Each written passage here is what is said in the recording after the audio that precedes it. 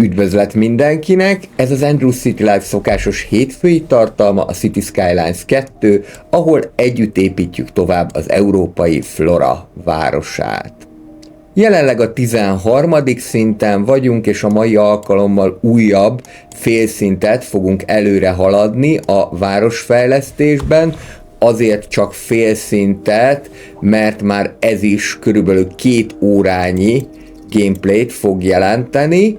Kezdjük is a development pointok elköltésével. 14 darab development pointunk van, viszont minden egyre többe kerül már, úgyhogy arra gondoltam, hogy ezt az ipari feldolgozó üzemet, ezt mindenképpen oldjuk ki.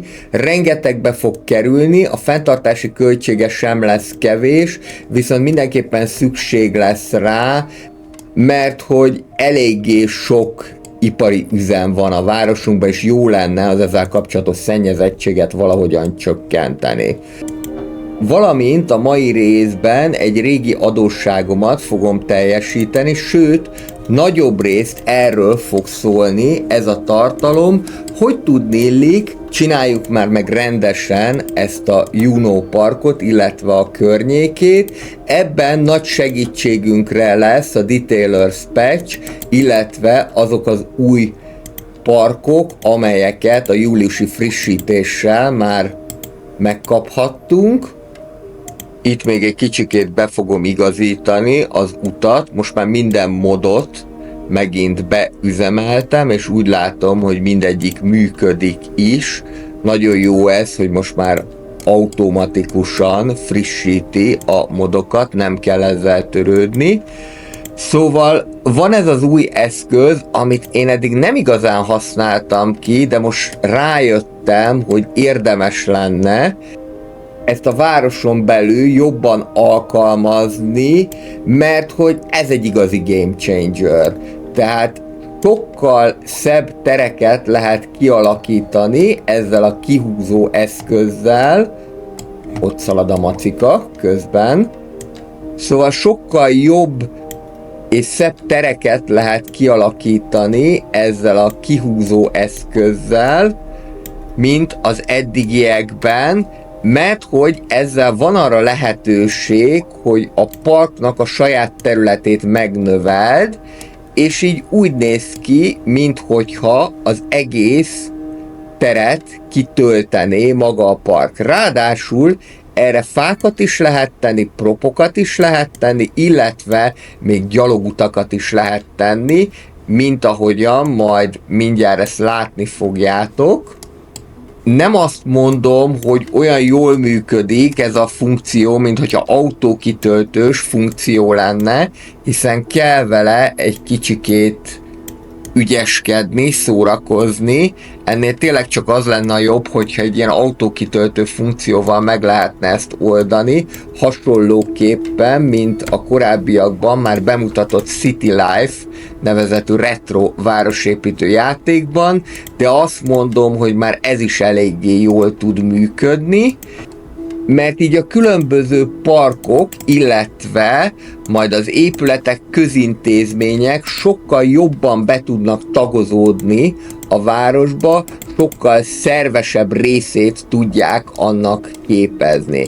Szóval ez egy nagyon-nagyon jó újítás, egyébként gyanítható, hogy azért is került bele, mert miután a kezdete a City Skylines 2-nek finoman szólva sem volt acélos, a Paradox úgy döntött, hogy akkor megkérdezi a rajongókat, illetve a laikusokat, hogy mi is legyen ezzel a játékkal, mit szeretnének, és ha jól tudom, ez is a kívánságlistán szerepelt, hogy sokkal szebb parkokat szeretnének tervezni. És ezt meg is lehet valósítani ennek az eszköznek a segítségével. Most így rá fogom borítani a fákat a parkra, de ebből ne legyen probléma. Majd a későbbiekben ezeket még ki lehet szedegetni, hogyha túlságosan rálógnának az útra. Egyébként magára az útra nem lóg rá, csak akkora egyik-másik ilyen fa, hogy kitakarja az utat. De ez nem gond, majd a későbbiekben azt is megmutatom, amikor egyenként helyezi el ezeket az ember.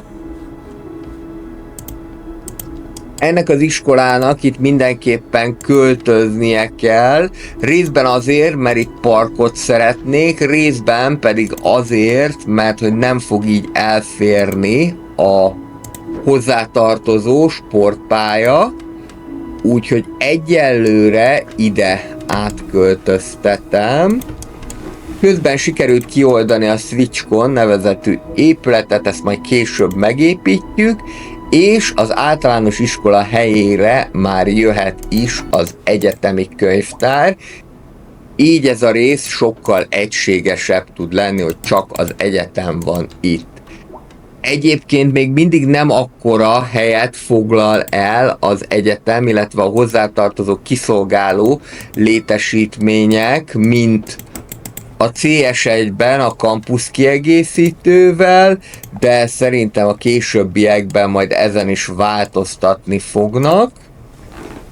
És akkor itt lehet kialakítani ezeket a parkokat. Ezt talán a korábbiakban már mondtam, hogy úgy jár az ember jobban, hogyha mindig kicsiben gondolkodik, tehát hogyha kis tereket próbál kialakítani, sokkal könnyebben belátja ezeket, sokkal egyszerűbb ezeket megcsinálni, mint hogyha nagy terekkel kezdené, tehát érdemes felosztani magát a munkaműveletet, illetve a munkafolyamatot kisebb szakaszokra, kisebb egységekre. Kihúzzuk a nagy plázának is a területét. A többségét a parkos épületeknek egyébként zöldövezettel lehet kihúzni, de van egy-kettő, például azt hiszem, hogy a játszótér az, amelyeket homokkal, van olyat, amit kővel, és így tovább, de mondjuk ide mindenképpen a zöld felület illeszkedik a legjobban. Aztán az, hogy te hogyan töltöd ki ezeket a tereket, lényegében csak a fantázia szab határt neki, különösen akkor, hogyha rendelkezel a Propline Tool moddal.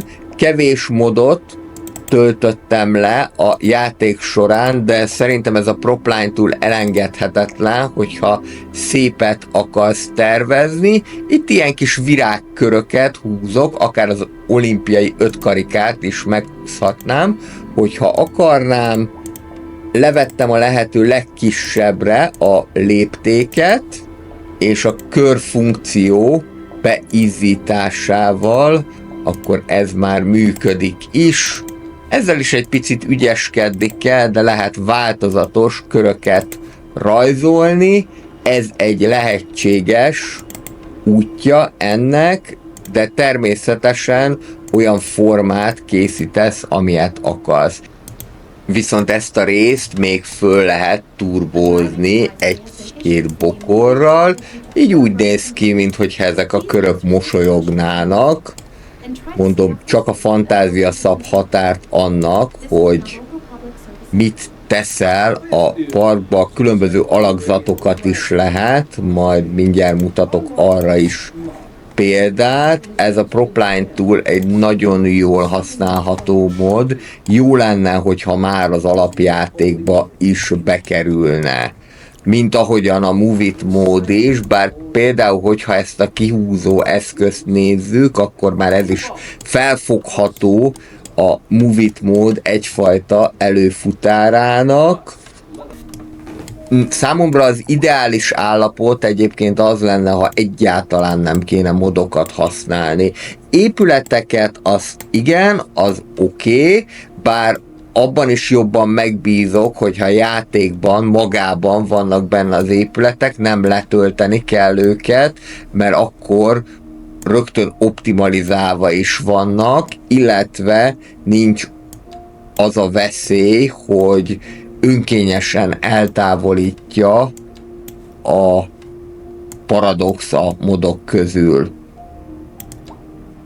Mert hogy régebben a CS1-ben már jártam így, hogy gyönyörűen felépített város hát nem is azt mondom, hogy kompletten semmisült meg, de mindenképpen egész kerületek váltak semmivé azáltal, hogy egyik pillanatról a másikra ilyen csettintésre eltüntették az épületeket.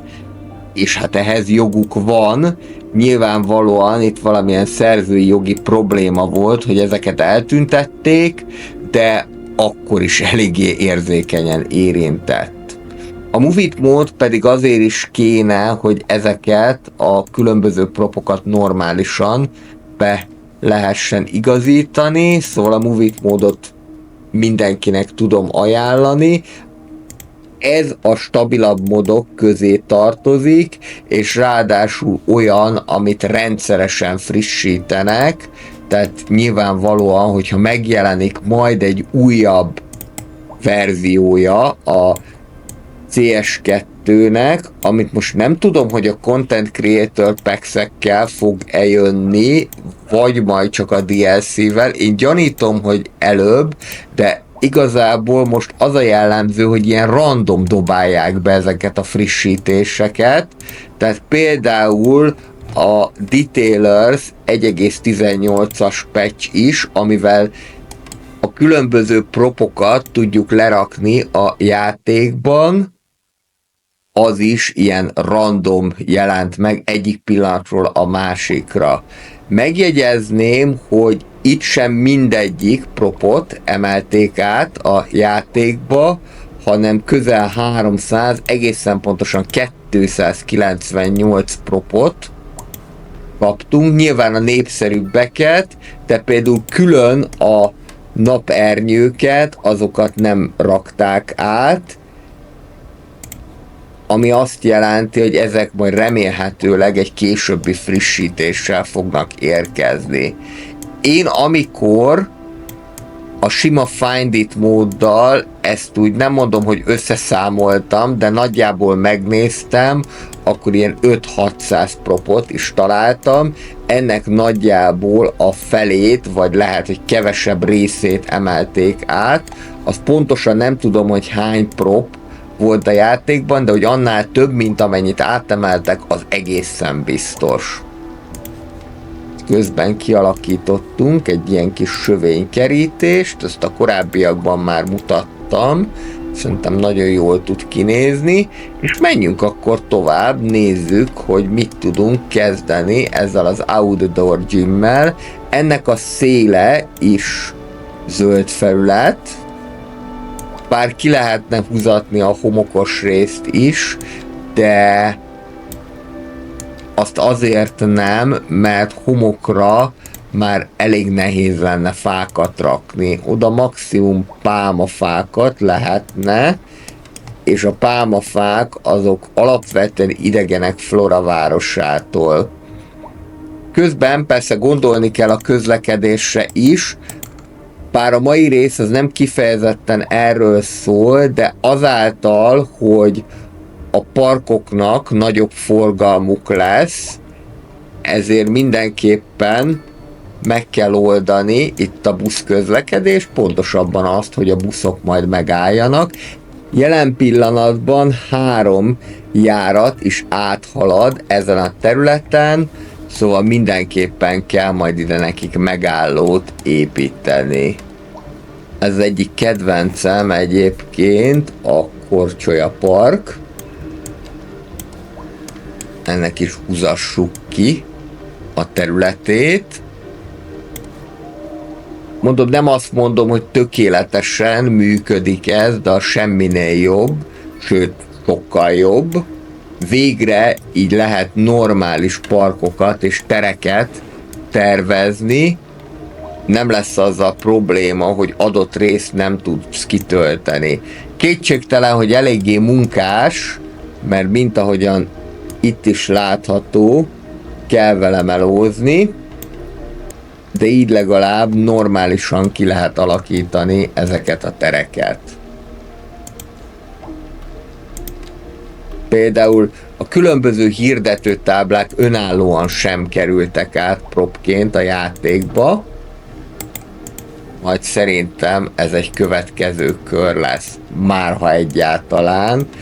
Ugye ez azért eléggé kiszámíthatatlan, hogy a CS2-ben milyen pecseket fogunk kapni, az meg főképpen kiszámíthatatlan, hogy mikor, hétről hétre, de tulajdonképpen most már napról napra nézem a Colossal Orders és a City Skylines-nak is az oldalát, hogy ugyan mikor méltóztatnak már valamilyen híreket adni a 2 darab Content Creator packről, az Urban Promenades és a Modern Architecture packekről, mert hogy ezt 2024 harmadik negyedévére ígérték, amely pedig lejár szeptember 30-án, tehát ez már a negyedévnek az utolsó hónapja.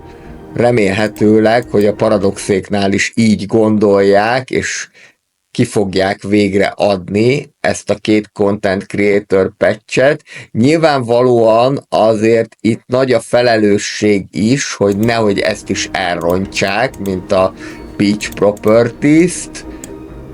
Úgyhogy valószínűleg még megpróbálják készre csiszolni, mielőtt kiadják, de az is lehet, hogy maguk az épületek már régen készen vannak, csak várnak az utolsó lehetséges pillanatig. Mondjuk a Beach Properties esetében ez pont nem jött be, de hát reméljük a legjobbakat. Itt arra gondoltam, hogy mivel van egy nagyon rövid szakasza a villamosnak, amely szintben keresztezi a parkon áthaladó utcát, ezért inkább fölemelem az egészet magas vezetésbe, és akkor így tudnak majd följönni a gyalogosok a leendő megállóhoz. Azért leendő, mert hogy itt még egyelőre egyáltalán nem halad át villamos, ezt még csak megépítettem, hogy majd a későbbiekben az egyetemi negyedet a villamosgyűrű északi részével össze tudja kötni egy új, azt hiszem, hogy már 5-ös villamos,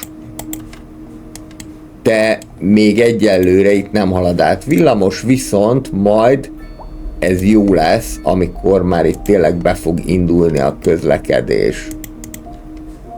A megállókat minden esetre most megépítem, lehetőleg nem túl közel egymáshoz, hogy nehogy bezavarjon, amikor vágányt vált. Már amennyiben, hogyha vágányt vált, ez is eléggé kiszámíthatatlan. Különböző sziklák is elérhetőek a játékban, de én most egy ilyen kis mini Stonehenge-et húztam föl. Az, hogy a különböző sziklákat lerakjuk, az nagyon macerás, meg nagyon munkás dolog, mondjuk nagyon jól is tud kinézni, tehát mindenképpen majd, hogyha kitapasztaltam, hogyan néz ki ez, akkor fogok ilyet is csinálni, de az inkább hegyoldalban néz ki jól, nem ilyen sík terepen, viszont ez a Stonehenge szerintem eléggé jól néz ki. És hát nem mellesleg nem kerül semmibe, az építési költségén kívül egyáltalán nincsen fenntartási költsége, ami azért is jó, mert most eléggé sok parkot építettünk, bár ezeknek nem akkora nagy a fenntartási költsége, de nyilván azért hatással van a költségvetésünkre, és ugye ennek az a veszélye, hogy sok kicsi sokra megy, tehát összeadódik a rengeteg park egy idő után, és akkor már viszont komolyabb terhet jelenthet a költségvetésnek. Mivel itt a Juno Park nyugati részén mutatkozik némi kereslet a kereskedelmi negyedekre, ezért ezt a pici részt kisajátítom ennek, valamint jöhetnek ide mindjárt a mixed residentálok is.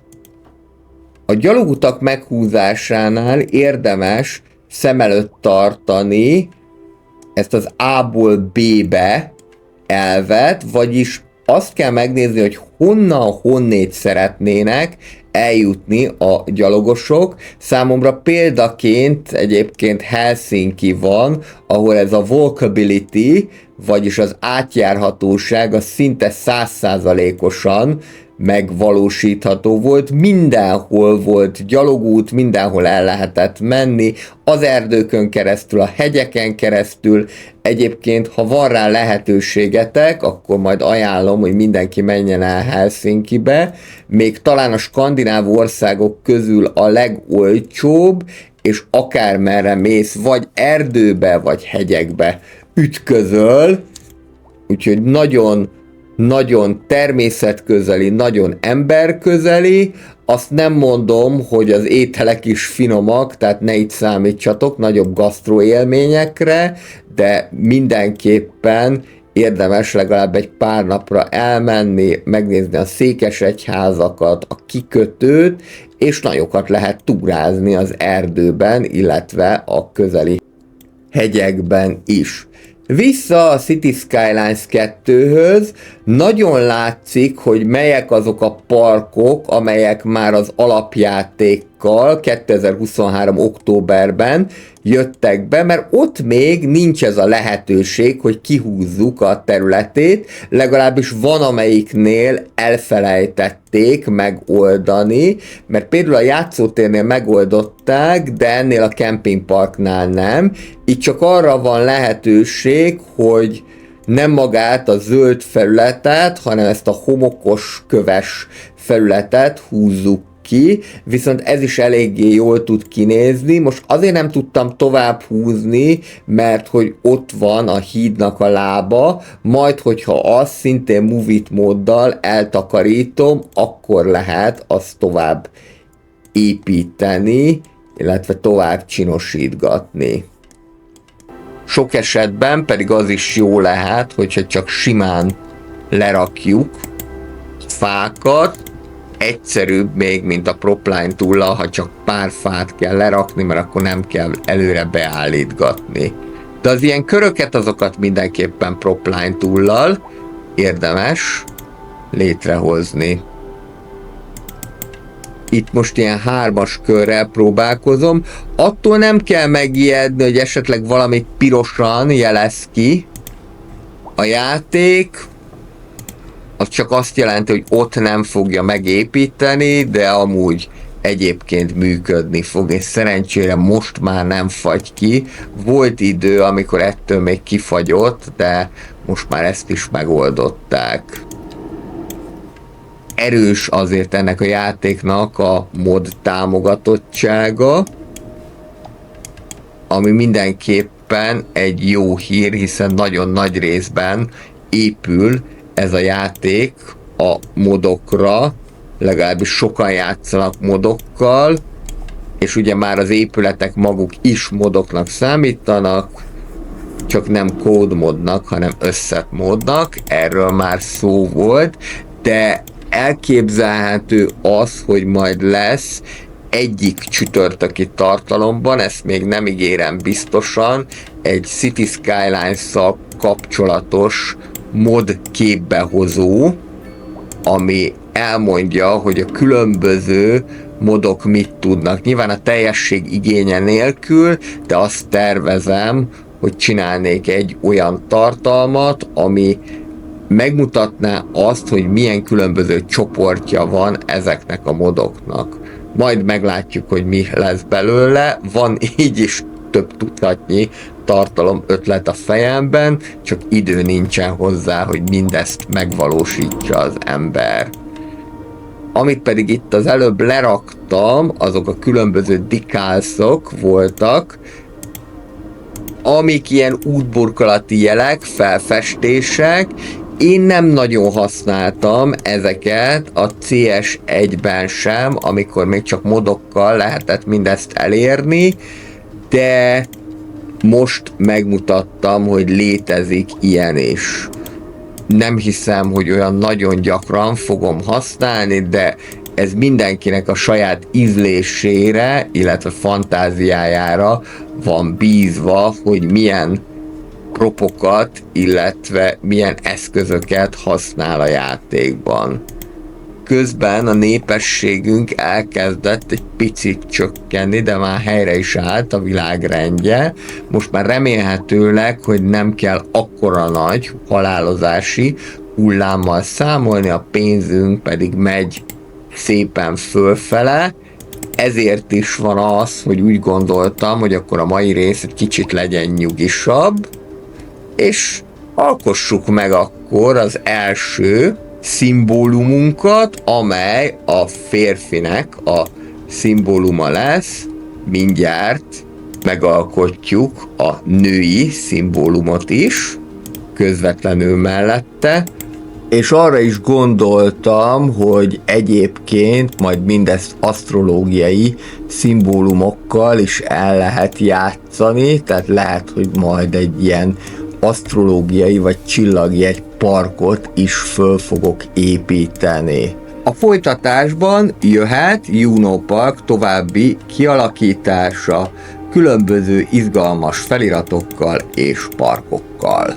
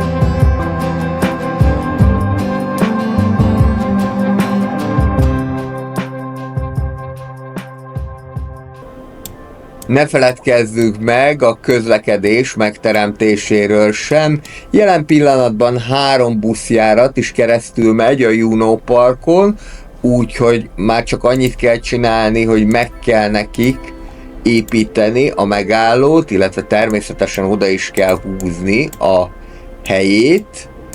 Valamint itt még beteszek egy extra megállót annak érdekében, hogy egyik buszról a másikra is át tudjanak szállni az utasok.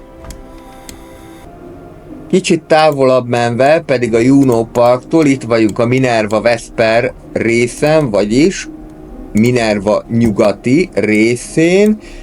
Most már szerencsére mindenfajta épülettípusra bőségesen van kereslet, ez valószínűleg köszönhető annak a frissítésnek, ami a Detailers Patch 1.18-al jött, mert hogy előtte igen komoly keresleti és halálozási probléma is volt egyszerre.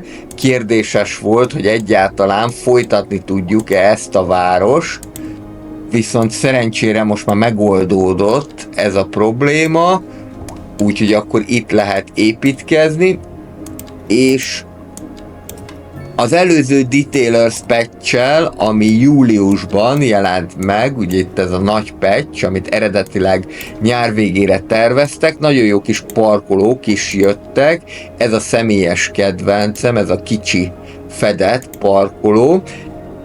Egyébként, ha már szó volt a mai részben Helsinkiről, akkor ott olyan parkolók vannak, de nem csak a városban, hanem a lakótelepeken, sőt inkább külvárosi részben lehet ilyen parkolókat találni, amelyek kétszintesek, tehát van egy, ami az utca részen található, és akkor alatta is van még egy szint, szóval az egészet föl lehet fogni úgy, mint egy közös mély garást, és itt vannak az autók. Ami pedig szerintem nagyon jó ebben a Detailers patchben, hogy nem csak a parkok, hanem az épületek területét is így ki lehet terjeszteni, ami azt jelenti, hogy akár ezt minden egyes épületnél meg lehetne csinálni, és az valóban nagyon-nagyon jól tudna kinézni, de az baromi időigényes. Lehetséges, hogyha majd lesz egy következő város, akkor ott megcsinálom, vagy az is lehet, hogy majd fokozatosan itt elkezdem ezeket megcsinálni, csak ezzel tényleg az a probléma, hogy szerintem már most több száz vagy több ezer épület van a városban. Nem számoltam össze, hogy mennyi, de 1000 darab biztosan. Na most 1000 darab épületnél ezt mind megcsinálni, az baromi nagy macera, ráadásul nem is lehetne igazán érdekes videót csinálni belőle, hogyha ezt mind-mind megcsinálnám, de nyilván, hogyha valaki időmilliómos, akkor ezt lehet. A másik dolog, ami picikét időigényesebb, de nagyon jól néz ki, vannak ezek az L-alakú virágládák, amit már eleve forgatni kell, nem fog ez így kinézni, mint hogyha a részeg gyerekek szétrugdosták volna. Mindjárt beigazítom Move It móddal.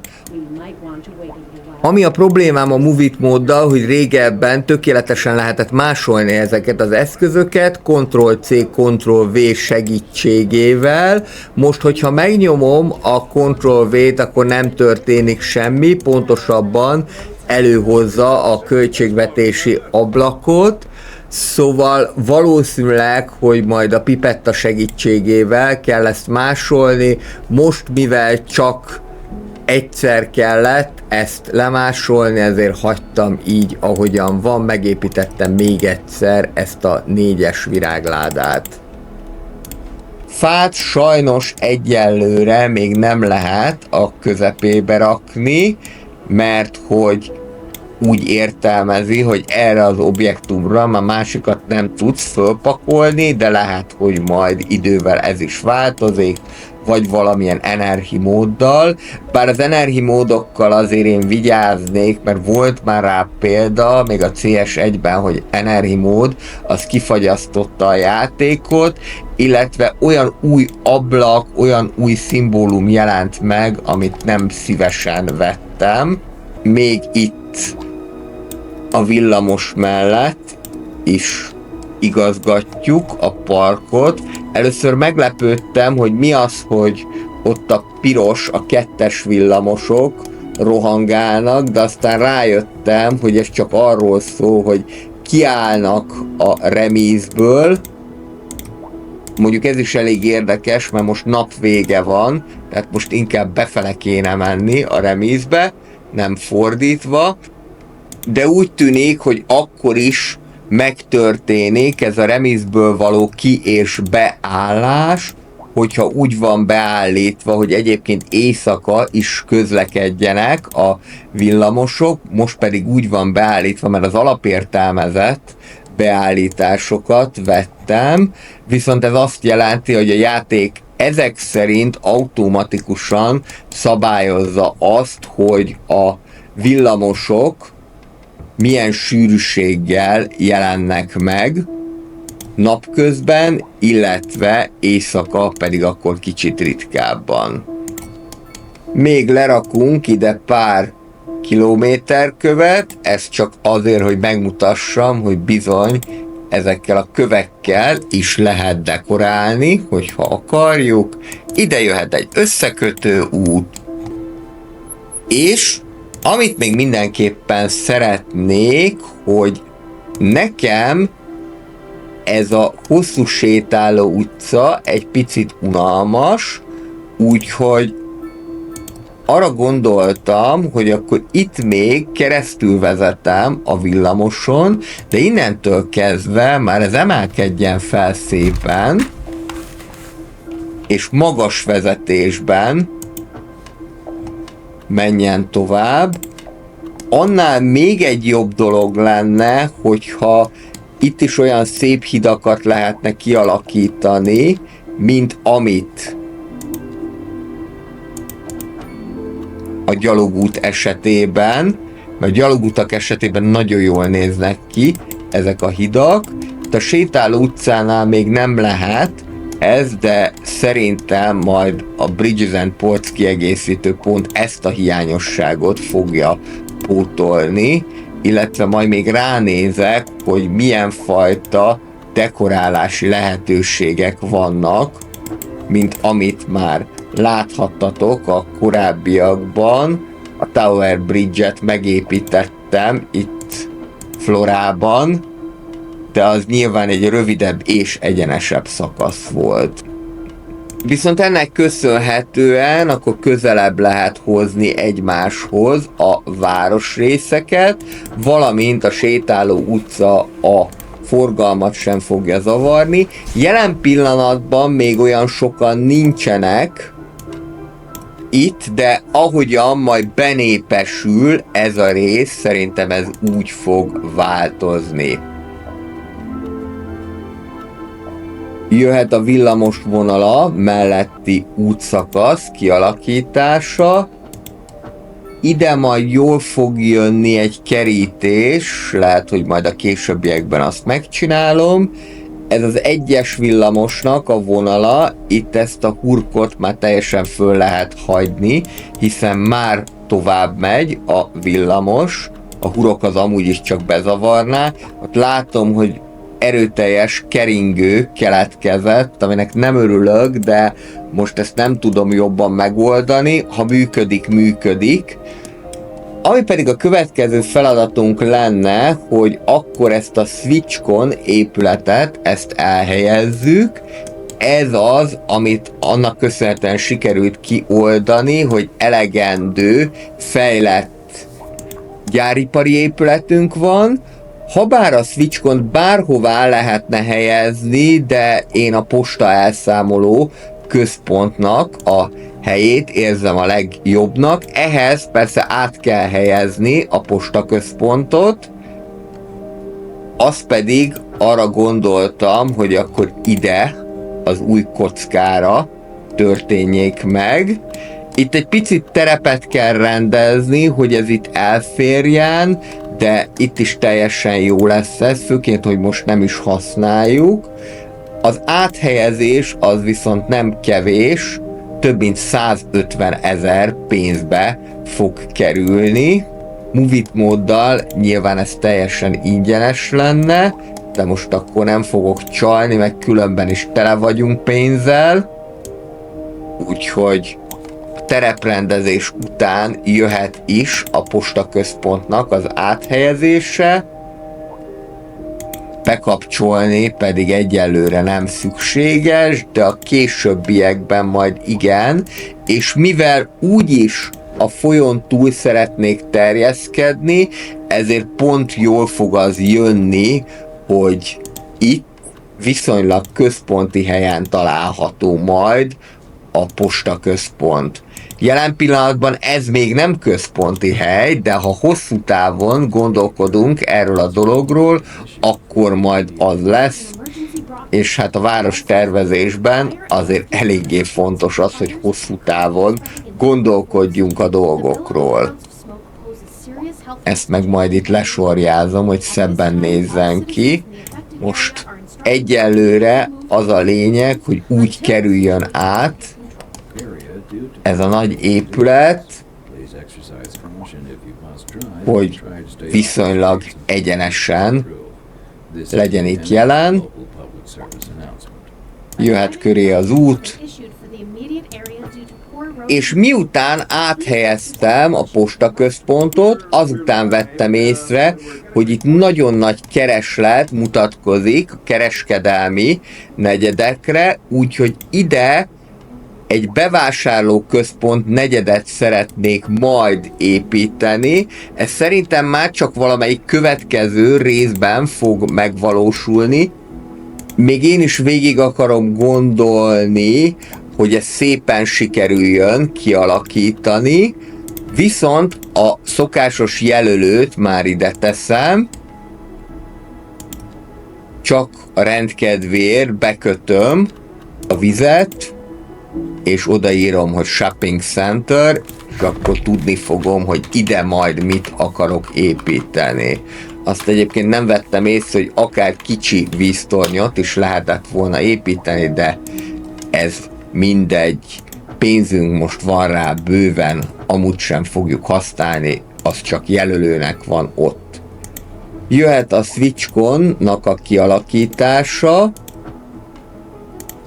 Az utak meghúzása után fölépítem ezt a hatalmas épületet, 1000 tapasztalati pontot jelent, teljesen ingyenes, hiszen a signature buildingek a játékban jutalom épületnek foghatók föl, és a SwitchCon segíteni fog a hatékonyabb gyáripar kialakításában, valamint növeli annak az esélyét is, hogy akik iskolába mennek, azok legalább főiskolai végzettséggel fognak rendelkezni, nem mellesleg pedig rengeteg új munkahelyet is fog jelenteni.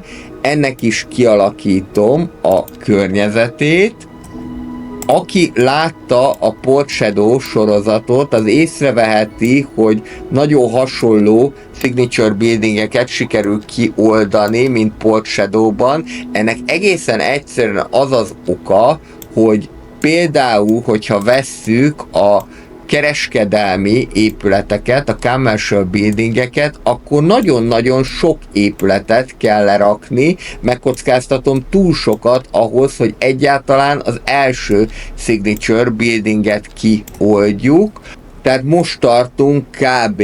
Az első kereskedelmi signature buildingnek a negyedénél. 4000 kockát kéne beépíteni light commercial-lal ahhoz, hogy sikerüljön a legelső signature buildinget kioldani, és most tartunk körülbelül 900-nál.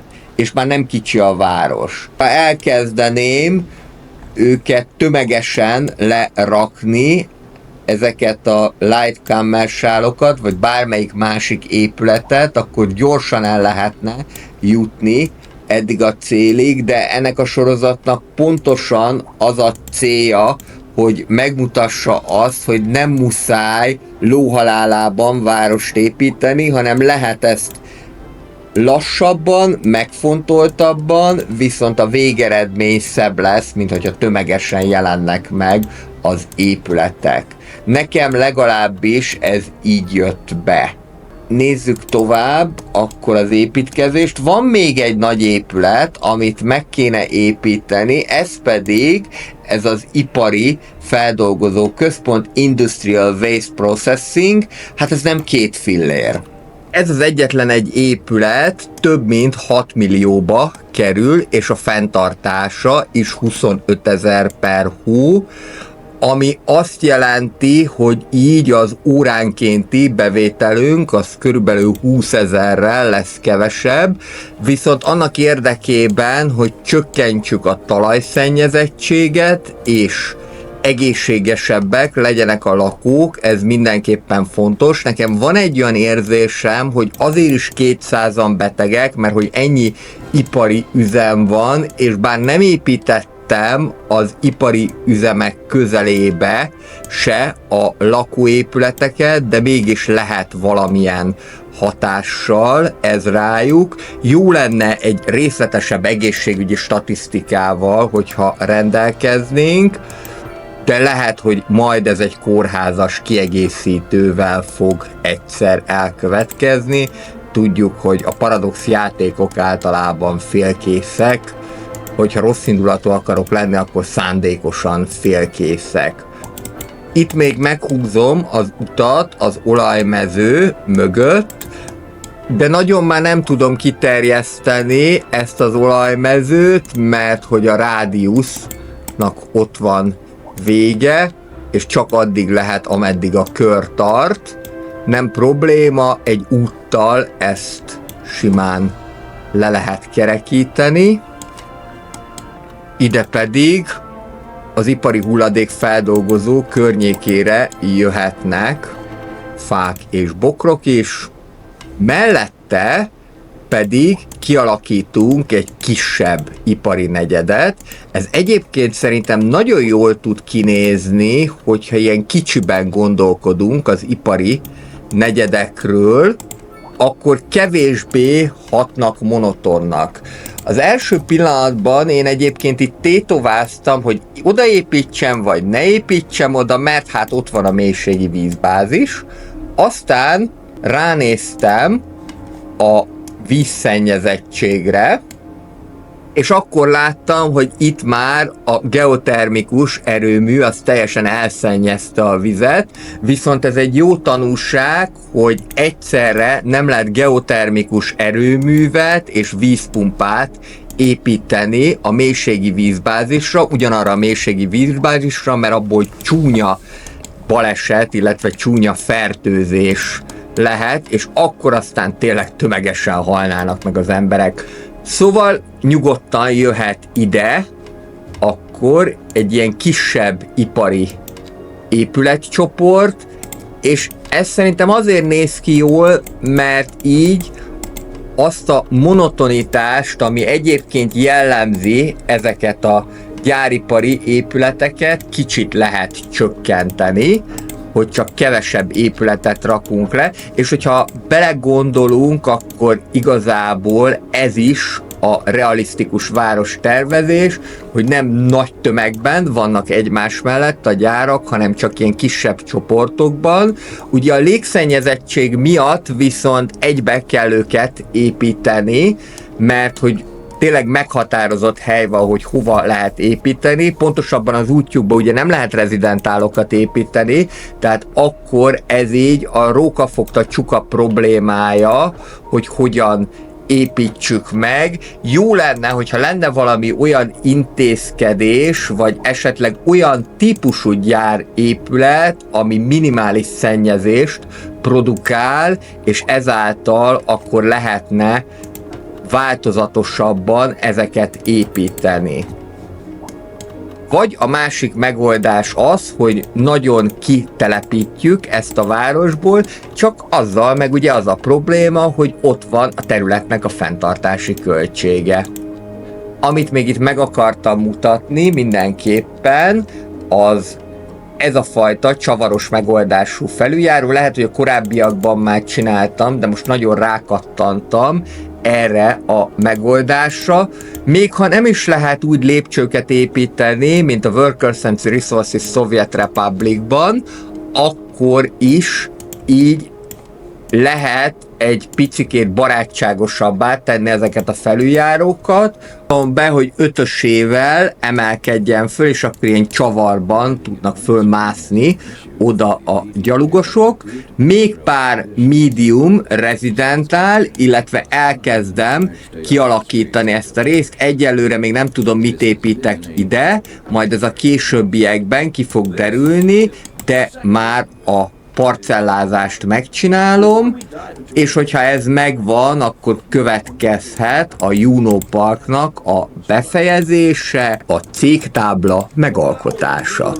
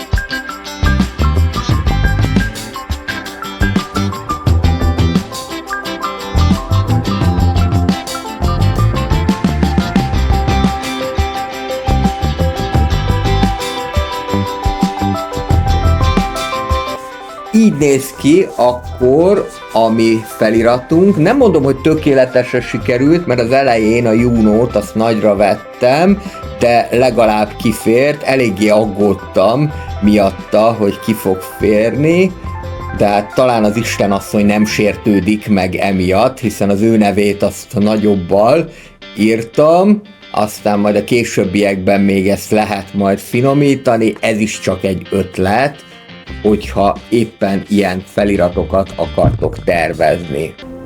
Következő lépés akkor, hogy érjünk el egy újabb signature buildinget, méghozzá a sorházas signature buildinget, ehhez 1000 darab ilyen sorházat kell kijelölni, ez meg is valósult, íme itt a Vertigo tér, egészen pöpec módon néz ki, aztán majd, de szerintem ez már csak a következő részben lesz, rá fogunk menni a kereskedelmi signature buildingekre is, de az nagyon nagy meló lesz, még 3000 kockányi területet kell nekik kijelölni. Itt pedig úgy tűnik, hogy azzal, hogy a CS2-be bekerült az a lehetőség, hogy a villamosok így is meg tudnak fordulni, nem kell hozzá hurokvágány, az nagyon jó, de hogy miért erőlteti ezt a játék, azt nem tudom. Én jobban szeretem megcsinálni a hurokvágányt, mert amúgy is probléma van azzal, hogy hogyan találják meg az útjukat. A hurokvágánnyal egy kicsit egyszerűbben fog ez működni. Közben jöhet a buszállomásnak a kibővítése is. Ezt egy kicsit alulméreteztem, úgyhogy majd egészen biztos, hogy innét még további buszjáratok fognak kiindulni, illetve majd arra is kell gondolni, hogy a villamosnak valami olyan állomást kialakítani, ahol akár több villamos egymás mellett tud megállni. Ezt majd még ki fogom gondolni, hogy hogyan legyen. Egyelőre az a probléma, hogy ott be van szorítva a villamos egyetlen egy vágányra.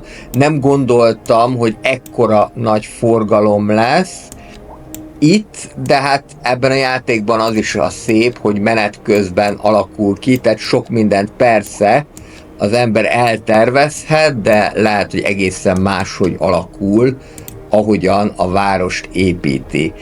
Itt is ez történt, valószínűleg ez egy nyüzsgő-pesgő része lesz Flora városának, még akkor is, hogyha most külvárosias jelleget mutat.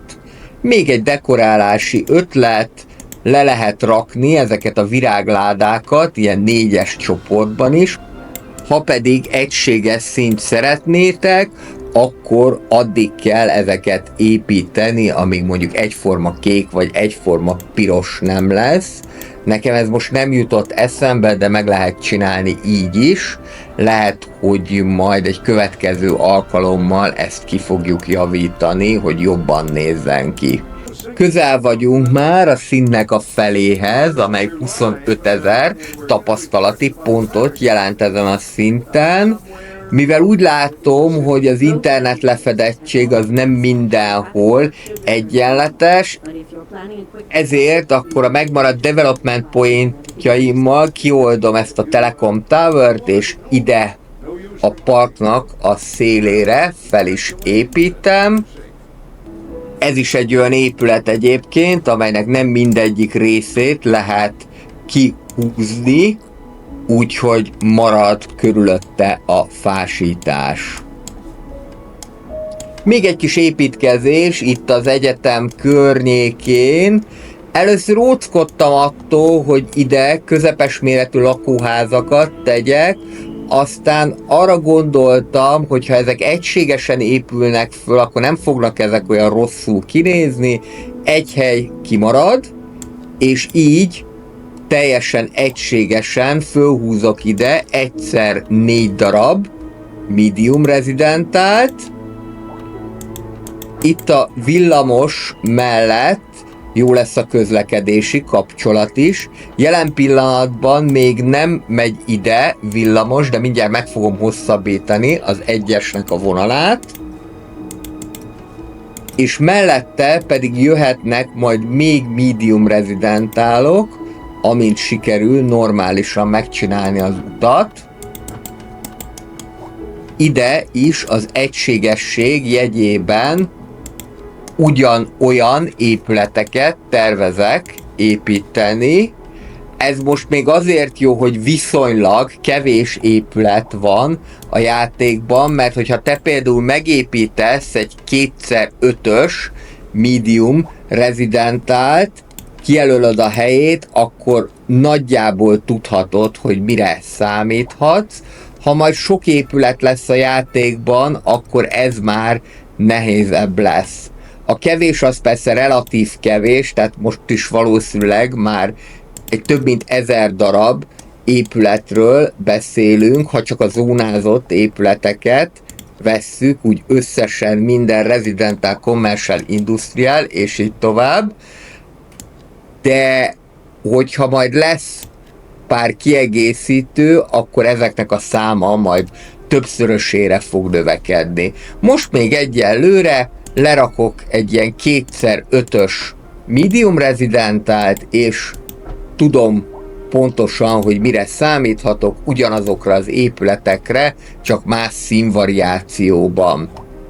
A későbbiekben pedig majd valamit erre mindenképpen ki kell találni, hogy hogyan legyen ez egységes. Talán erről már volt szó, hogy szerintem a jó várostervezésnek az az alapja, hogy nem is önálló épületekben, hanem parcellákban gondolkodik az ember. Jelen esetben itt felépült 2 darab lakópark, amit tételezzük föl, hogy 2 különböző kivitelező hozott létre, és ezért ezek így fognak egységesen kinézni. És ez a való életben is így működik. Közben itt nézegettem a signature buildingeket, mindegyiktől nagyon messze vagyunk, kivéve a medium residentalos signature buildingtől, az már a következő részben szerintem meg lesz, valamint egészen biztos, hogy ki fogjuk alakítani itt ezt a kereskedelmi központot is, ennek érdekében pedig már most átrakom ezt az általános iskolát, így végre a sportpálya is elfér. Öröm az örömben, hogy nem teljesen ugyanaz a szélessége, de majd ezeket fákkal ki lehet egyengetni, hogy ne lehessen annyira észrevenni ezt a kis különbséget. Akkor én ezzel megköszönöm szépen a szíves figyelmeteket, ez volt a hétfői City Skylines, szerdán zárjuk a Met Tower Tycoon-t, utána való héten már teljesen új gazdasági szimulációs játék következik, pénteken folytatjuk az Age of Mythology Retoldot, illetve figyeljétek az Andrew City Life-ot, mert további tartalmak is várhatók. Mindenkinek kellemes hetet kívánok, sziasztok!